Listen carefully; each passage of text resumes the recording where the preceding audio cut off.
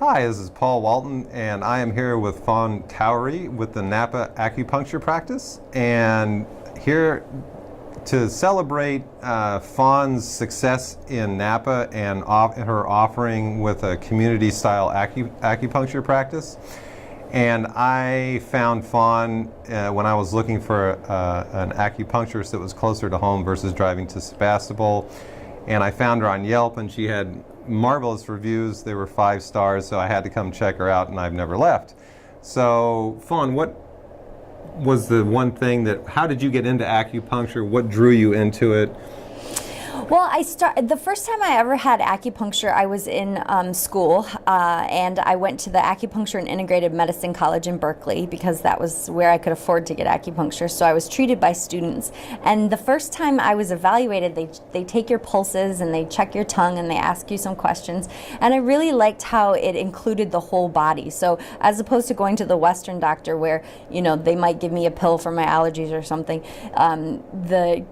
the acupuncturists were feeling my pulses and asking questions about my sleep and my stress and what I was eating. And I thought, this is the way that medicine is supposed to be, that it cares for the whole body and not just, the dysfunctional part of my life. So I really thought that was how medicine should be practiced all throughout everything. But it's such a specialized field, so it wasn't something that I was prepared to study until much later, after I had gone through seminary and worked at hospice and seen the healing that can happen at the end of life. I wanted to be able to offer that earlier, so eventually I went to school and studied acupuncture. So with hospice, what was showing up there at the end out of curiosity, what was showing up there? Well, the thing about working at hospice is that it taught me how to live in right relationship, because there's so many people who have regrets at the end of their lives, and I didn't want to have to live that way. So that was the greatest gift that hospice gave to me, was to be able to live my life in a way that I wouldn't have regrets at the end of it, which was a really wonderful gift, and why it's so meaningful to me to have this clinic and to be able to offer low-cost acupuncture to people, because that was a dream of mine, and a fulfillment of the dream. And I don't know if I would have had the courage to go after it had I not, faced my fears and worked with people at the end of their life. That's great. So you run it's a shared clinic here, which is it's a different model than most people are used to. They're used to seeing the doctor one-on-one, right, which you are, but it's done in a more of a community practice. Yeah, this is actually how it's practiced in China. The acupuncturists will go around. We have comfortable reclining chairs, but in China they just sit in wooden chairs in a circle, and the acupuncture master goes around and puts the needles in patients, and then the apprentice comes around and takes the needles out, and he just keeps going around in a circle. And sometimes they stay for as little as 20 minutes. Here at the clinic, people can rest for, half hour to an hour. But that's how it's practiced in China, and it's at an affordable rate. Like here we see people on a sliding scale that starts at $20, so that they can come more regularly, because that's what it takes to get to feeling better. You have to come more regularly, and then once you get to feeling good, you just come as little as needed to be able to keep you feeling good. A lot of people like yourself come in for regular maintenance, just to keep up their immunity and keep their energy flowing through their body, and it helps prevent them from getting sick. And then, if something happens, if you sprain your ankle, if you're having a upset stomach or anything like that, you just come in a little more until we get that resolved, and then you go back to your maintenance.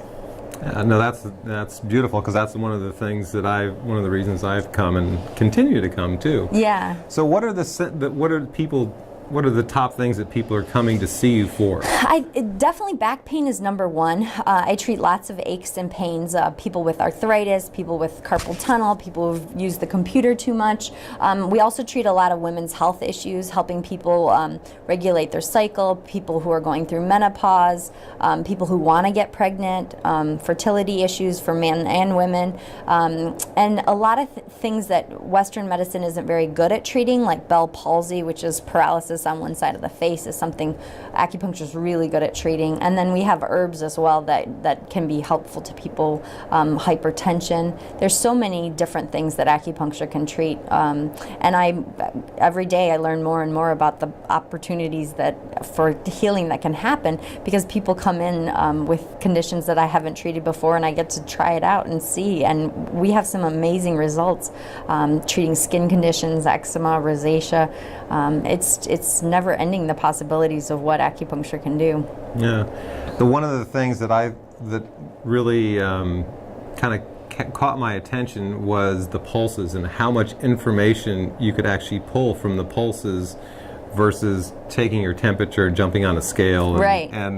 It was, I mean, so the pulses, tell me a little bit about that. Yeah, so in Chinese medicine, there's 3 different pulse positions on both wrists. It's different from the traditional pulse. We don't like count the rate of your pulse or anything like that, but they each pertain to a different organ, and the organs have different representations in Chinese medicine. So, for example, the kidneys is the root energy, and the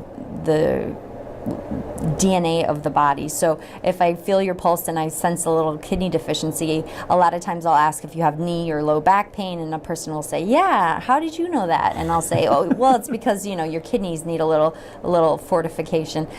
So a lot of times I can tell things about a person's body just from feeling their pulses that they may not have thought acupuncture could treat, or it may not have occurred to them that was something that they wanted to work on that day, which is really neat. But it's also, it's different than Western, because when I say you have a kidney deficiency, it doesn't mean that there's something anatomically wrong with your kidneys, just that the Chinese energetics of that organ needs to be strengthened. So. Yeah, one of the other things that I think it comes up too with a lot of people is they think of acupuncture, and they're all of a sudden there's this fear of needles. Yeah. Well, I like to call them pins, because they're so small compared to any needle you've seen before. They're as fine as like a strand of human hair. And the other thing is they go around things, so as opposed to Western medicine needles, which are hollow on the inside to pass fluids, these are just solid filiform needles. They're single-use, sterile, very small. And I was trained in the Japanese technique, so if you're really sensitive, I can put them in a way that you barely feel them at all, or you don't feel them at all. I've treated kids as young as 2 years old, so I tell people that if I can treat kids that little, that I can probably treat you and have you be very comfortable with it. So it's totally worth a try. Yeah, no, that's the thing, because that was my initial thought was, oh, it's going to hurt, and they don't. I mean, there may be a time where there's a little smart, but that's just the energy is needing to flow. Well, and a lot of times people really enjoy, it produces endorphins, the feel-good hormones. You get to take a nap. In some ways, I just can't lose. You're gonna leave feeling better than when you came in. So that's a wonderful gift of acupuncture. Yeah, no, it is, definitely.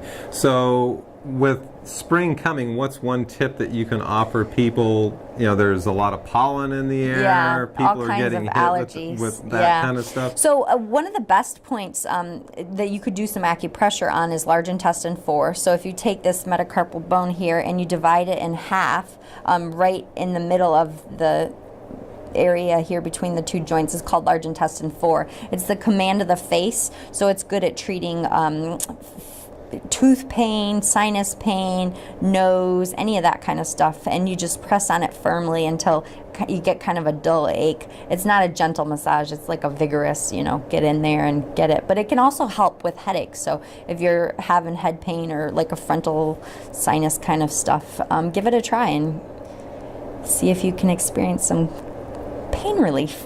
Yeah, that's awesome. So definitely highly recommend, if you haven't tried it, or if you're looking for a way to get some relief from pain or something is going on in your life, come see Fawn. Yeah. She's here in Napa. Napa Acupuncture Practice. You can find us online at www.napaacu.com. That's napaacu.com. Thanks, Paul. Yeah, thanks, Fawn.